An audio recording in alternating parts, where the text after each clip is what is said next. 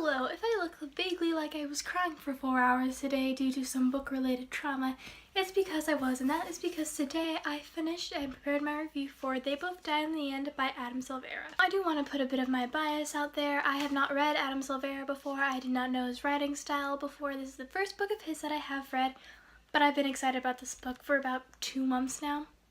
Also, can we just appreciate how cool this cover is?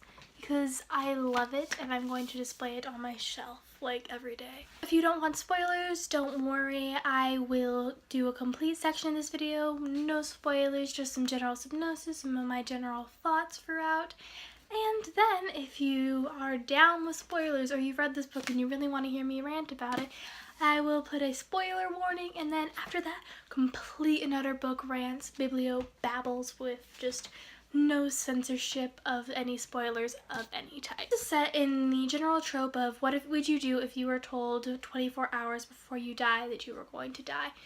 The two main characters, Mateo and Rufus, both received a call from this program called the Death Cast. The Death Cast program basically calls people the midnight on the day that they're going to die and says, "Hi, you have 24 hours in which you may live." And then they have to live out those 24 hours knowing that at any point they're going to die. Mateo and Rufus, both through different situations, are separated from friends and family, and so go on to this app that someone developed called Last Friends. Last Friends is essentially for people who either want to be friends with a Decker, someone who's going to die that day, or other Deckers. And basically they find a last friend to, complete whatever small things they can complete on their bucket list and just live their last day to the fullest. It is an incredibly heartwarming and heartbreaking story. And even though you are told at the very beginning by the title of the book itself that they both die at the end, and multiple times throughout the book clearly that they are going to die today, it is still heartbreaking and it tore me into pieces. I will be completely honest, I've never read Adam Silvera before. Whenever I heard about this book, I was completely ecstatic about it. For the first couple of chapters, I wasn't that big a fan of his writing style, but I will say that I grew to love it as the book went on. For me personally, this book was a very easy read, despite the fact that it's about 390 or so pages. It took me about through 2 days, one of which being completely while I was at school the entire day, and one of which being 4 hours at home today, to complete this book. The characters have backstories, and I cannot say how much I appreciated this. Especially in this type of world, I think it's very important for characters to have, proper backstories, and they do, and they're developed very well throughout. The book does have some typical antagonists, who I will not mention for the sake of keeping this review spoiler-free. I was personally not the biggest fan of how these antagonists were developed, but they were developed in a way to make you hate them. And in a world where death is such a common thing, you're called and you're told before you're going to die, I can see why maybe this would have happened. The book switches perspectives primarily between Rufus and Mateo, two of the Deckers, who end up meeting on the Last Friends app. However, something I found very interesting is that throughout the book it switches to other people's perspectives, from Rufus's friends and family members, to people who just happen to see the two of them on the street, to people who cause major plot changes who aren't even aware that they're doing it. This differing perspective also stops you from hating some of the people who you would otherwise hate. If I were to rate this book, I would not rate it a 5 because I wasn't so enthralled at the beginning, but by the end of it, I would put the book down for 2 minutes and then pick it back up again.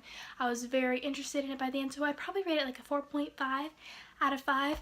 Now, I don't like reading books because they can each mean something so deeply personal to all of us. If you have a closer connection to death than I do, then likely this book will impact you a lot more than it impacted me. The author does a very good job of building up suspense, which again, when you're told so directly that the characters will die, 100%, you're told who will die, you're told when they will die, at least within a few hours range.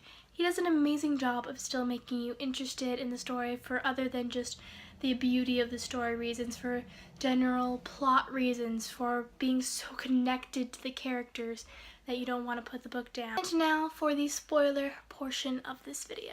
One thing that I was not a particular fan of when reading this book was Peck and his entire storyline, because I genuinely couldn't understand how someone would do the things he does. Throughout the book, Peck was beaten up in an alley one time for an hour, by this man who's just been told he's about to die, he decides he's going to be the one to kill him. And that just, it threw me for such a loop that people could do that, but I also don't see it as too unrealistic of a situation. And I could see in this world where death has become so insensitized, as soon as you have multiple apps about meeting people who are about to die and websites about, you know, people who were told that they were going to die, it is very much so focused on desensitizing death at that point, and I could see how someone's like, well, they're gonna die anyway, why not? I personally found the deaths in the book, the actual, you know, people dying, the whole fire and that bit, short in comparison to some of the other scenes and very quickly written, which I guess does work for the tone, but I was hoping for a longer death, which sounds very morbid and very sad. But I do think this was made up for, since the primary focus wasn't the actual death of the book. The primary focus was what would you do in the time before this. And word I've seen thrown around in reviews and on Goodreads and on the reviews inside the book itself is that it's very inspiring and that it is very much so one of those books that makes you want to stand up and go do something. The general moral of the book is what one might assume from a book like this, which is basically go out and live your life, because if it is your last day, you're gonna regret everything you didn't do. That I really did enjoy about this book was the instant connection between the Deckers. This connection be between Rufus and Mateo, or the two girls on the train scene.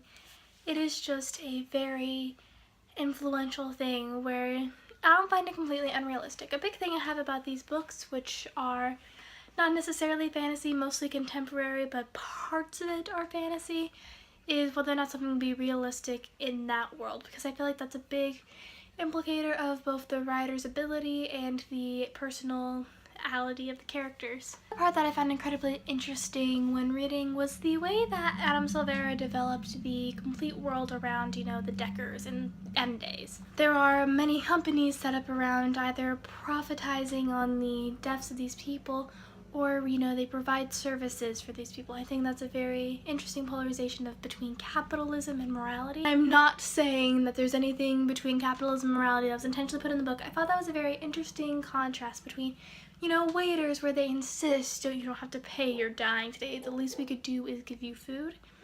And the companies that are like, well, you can come in here, sure, but if you want to bring anybody who you want to spend your final moments with, sorry, hundreds of dollars per person. I also appreciated Mateo's anxiety and how they portrayed that, and definitely how it tied into the last line.